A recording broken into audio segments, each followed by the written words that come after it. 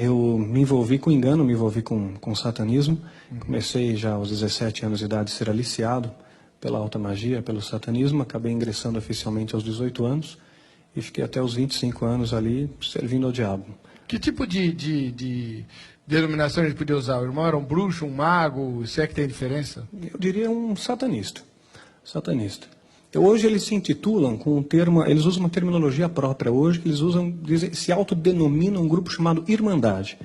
Né? É um grupo, uma organização mundial, tem braços em várias seitas, em vários segmentos da nossa sociedade mundial, e tem como objetivo principal, central, preparar o cenário global para a vinda do recebimento do anticristo. Como é que eles fazem isso?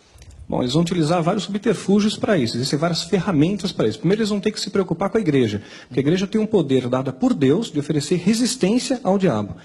Então, para isso, eles vão contaminar a igreja, exatamente como a Bíblia diz, os lobos entrariam no nosso meio, esses lobos entrariam disfarçados de ovelhas, espalhariam em nosso meio doutrina de demônios e fariam até mesmo sinais e prodígios para enganar até, se possível, os eleitos. Então, imagina, a igreja ela é comparada ao corpo. Vamos imaginar o nosso corpo físico aqui. Nosso corpo ele tem um sistema imunológico, ele vai ser responsável pelo sistema de defesa do corpo. Se esse sistema de defesa ele baixa, a sua resistência baixa, vai entrar um vírus, uma contaminação. Então esse tipo de contaminação está entrando no corpo de Cristo. E estão havendo aí, está havendo erupções dessas manifestações no nosso meio. Nós estamos vendo aí o corpo de Cristo doente, muitas vezes dividido, muitas vezes ensoberbecido, entrando mentira, corrupção. O irmão pode dar, por exemplo, um exemplo concreto de algum tipo de atitude assim, estratégica desse grupo dentro da igreja?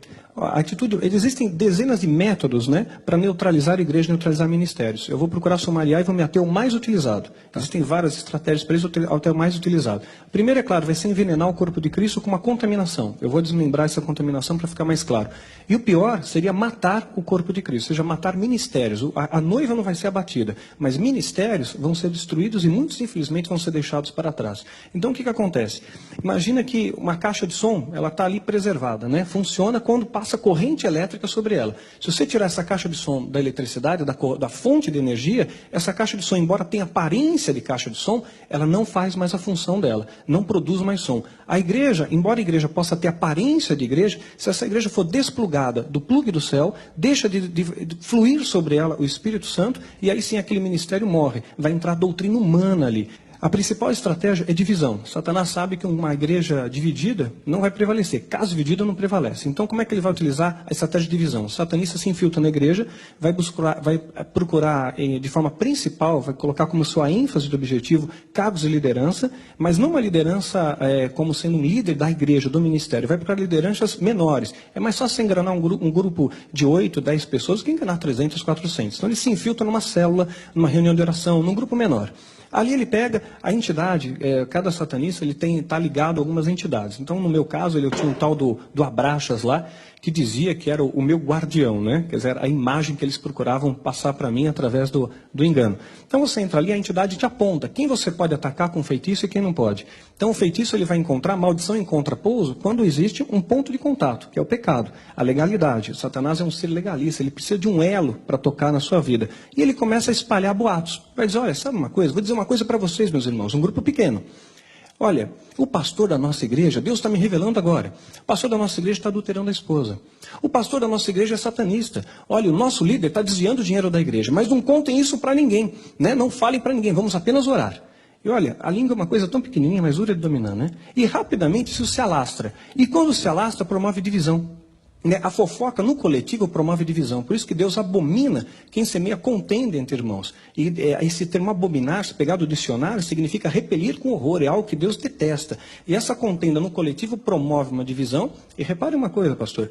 Quando ocorre rebelião numa igreja, a divisão, quando ela é promovida por rebelião, é uma questão de tempo. Aquele ministério vai brigar entre eles de novo, racha outra vez, briga outra vez, racha.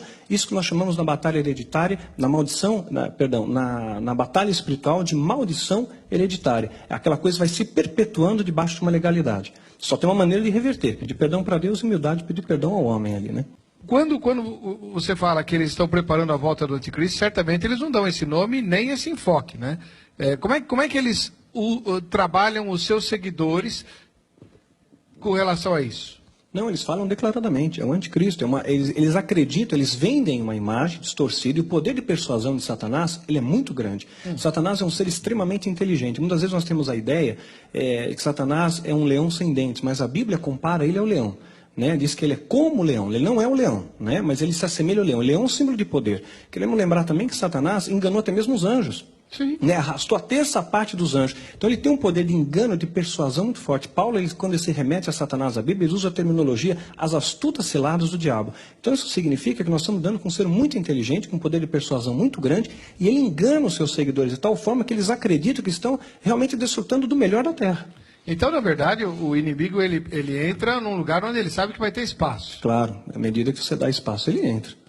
Outra coisa, a gente sabe, Jesus disse que o anticristo ia aparecer. Sim, é fato. Quer dizer, não tem como evitar. Não adianta a igreja falar, não, nós não vamos permitir que o anticristo venha. Né? Não, isso não. Então, não vamos impedir isso. Por que é que precisa enfraquecer a igreja, já que o anticristo vai vir de qualquer jeito?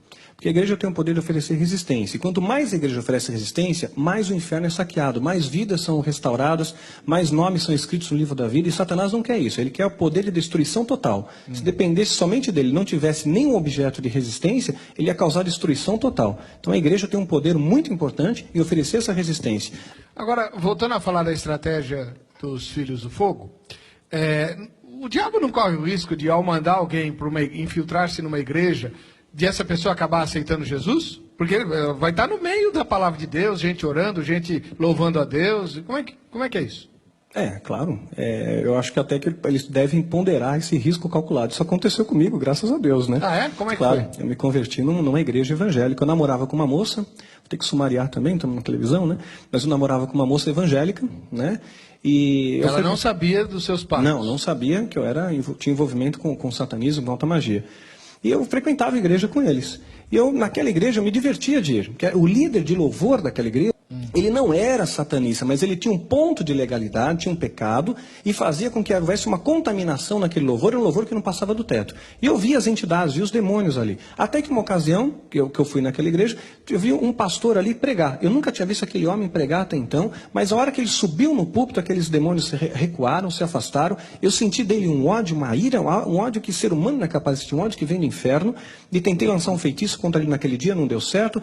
Noutra ocasião, aquela moça tentou marcar, a moça que namorava comigo, marcou um encontro, uma reunião com aquele pastor, eu fiz feitiços, encantamentos contra ele, a noite inteira, e pensei que ia matá-lo, né? No dia do encontro ele não foi, pensei que realmente ele tinha morrido, e aí marcamos 3 vezes esse encontro, né? As 3 vezes eu fiz encantamentos, feitiços, pedi mais ajuda de outros feiticeiros, e todas as vezes ele foi sendo preservado, foi acontecendo milagres, ele foi sendo preservado, né? Eu estou sumariando bastante, isso aí, quando eu conto no seminário é 40 minutos, aqui eu estou compactando, e até que eu realmente, ele acabou indo num desses encontros. Na última vez eu tinha certeza que o homem ia morrer, né? E quando ele apareceu, eu não conseguia nem olhar para ele. Era um homem cheio do poder do Espírito Santo, eu não sabia o que era isso, mas a impressão é que se eu olhasse para ele demais, se eu tocasse nele, eu ia cair por terra.